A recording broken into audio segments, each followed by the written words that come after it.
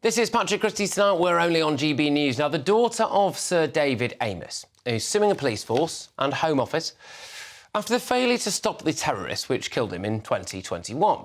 This incident is one of many in which the authorities, supposed to protect us, failed.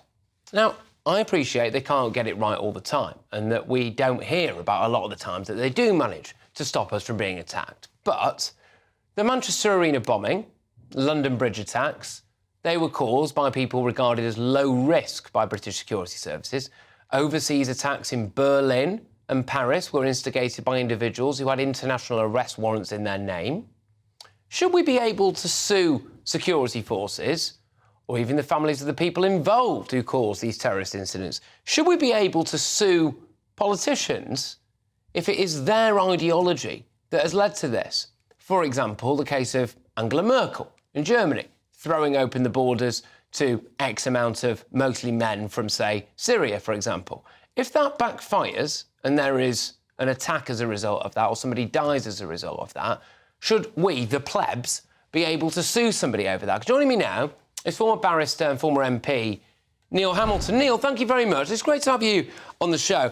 I've been thinking this for a very long time, right? Because I don't really think there is any accountability when it comes to people being attacked and dying or having their fundamental way of life changed as a result of terrorists who are known to authorities or in some cases were allowed in despite being on a terror watch list, etc. Do we have any kind of legal recourse here?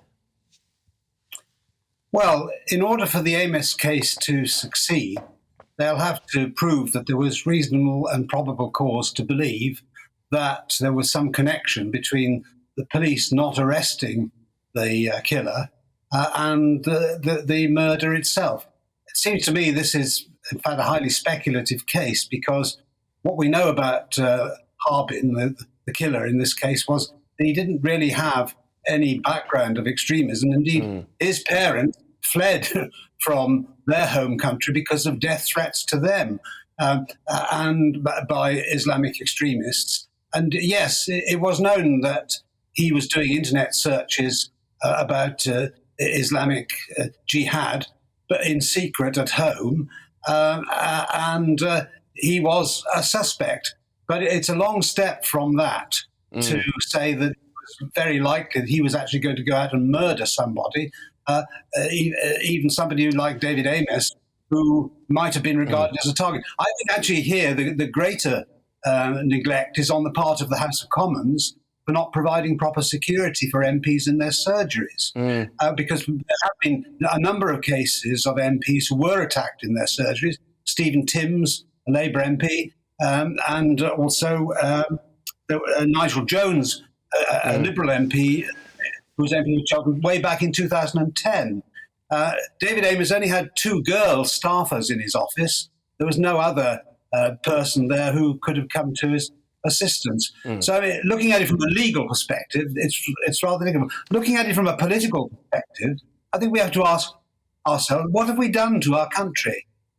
Because 15% of our population today was born outside the United Kingdom. That's twice what it was 10 years ago, when it was only 7.5%. In 2011, there were 4 million Muslims in this country, 4% of the population. In 2021, that had gone up to 6.5%.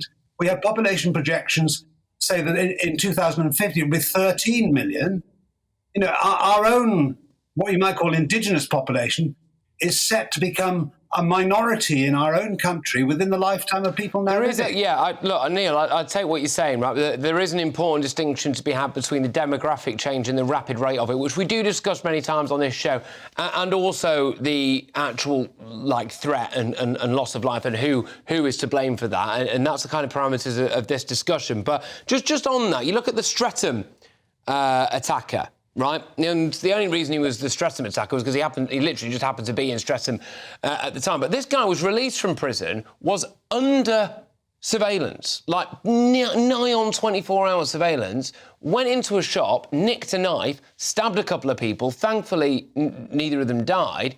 But still, and you think, well, if I was one of the victims, I'd want to be suing someone for this. I would. You've got this guy who's been in prison for terror offences, who is out and is deemed so dangerous that you have to watch him 24/7. He's able to nick a knife and then stab me with it. Where is the accountability for this?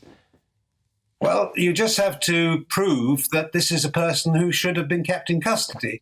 Now, each case, of course, has to be decided on its own facts. So you can't generalise where you're trying to fix legal responsibility upon somebody for some dreadful event. I don't know enough about the facts of any of these individual cases to be able to judge, even the Amos case. Except, I've read a little bit about that because it's been discussed on GB News recently, and Christine, I was briefing Christine to talk about it the other day.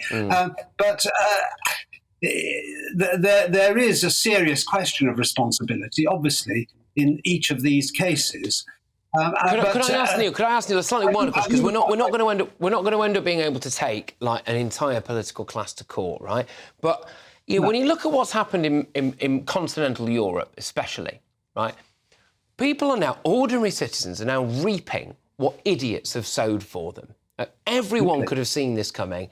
Everyone could see it is not normal to have people riding around Brussels on a moped with an AK-47 killing people in the name of goodness knows who, right? That is not normal. But political ideology allowed that to happen in continental Europe. Some people will say, well, the way that you hold them to account is you vote them out, right? And maybe that's that. But I just feel like maybe some politicians should actually feel the full force of the law. Well, I agree that if you can establish a direct line of personal responsibility for some dreadful event, then the law provides a remedy and it should take its course. It's difficult in order to establish that in many of these cases. But the bigger question is the cultural change which has come about in Europe in very recent times, the speed of the transformation of our populations. And yes, of course, obviously most Muslims, an overwhelming majority of Muslims, are peaceable people.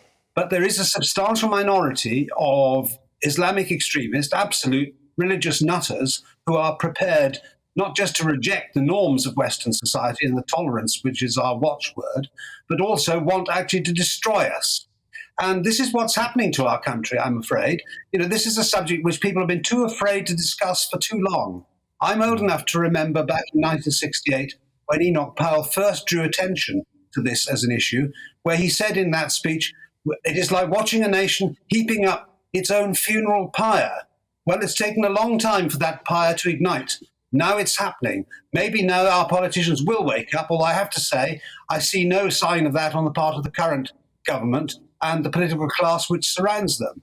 And this is an absolute tragedy. The people of this country actually have to take into their own hands the responsibility for ensuring that our politicians listen to them. It's difficult, though. It's incredibly difficult because, we do end up, therefore, unfortunately, seeing, an increase in far-right ideology. That can then be a bit of a chicken and egg situation, etc. But I think, it would just be a really, really nice thing if politicians and security forces didn't make easy own goal mistakes, like, not having any idea who's coming over here in the channel, for example, or things like that. Just stuff like that would be quite nice, I think, Neil, wouldn't it? Well, I agree.